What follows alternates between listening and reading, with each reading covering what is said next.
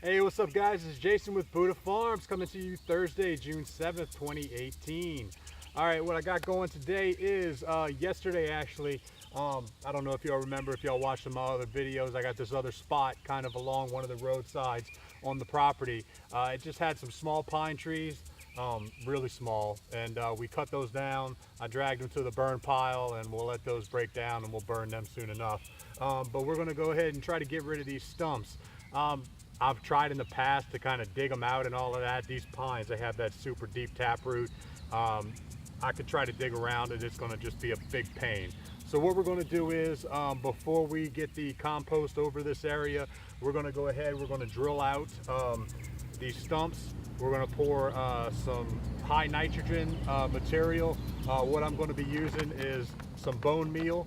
It's all nitrogen, and then we're going to pour some water down the hole and get them going. So essentially we're rotting out the stump. We're getting the stump to decompose. It might take a little time, but I'm fine with that. All I'll do is plan around it.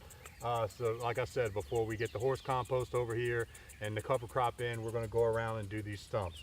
So I already kind of pre-drilled it. I'm just using a 1-inch paddle bit. If I had an extender, I'd use that just to get deeper, but I don't.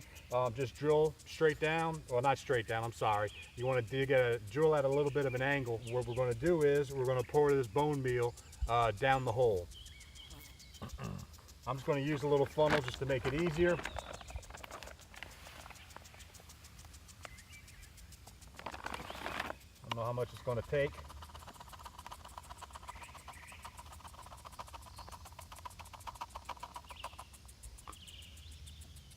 That's packed in good.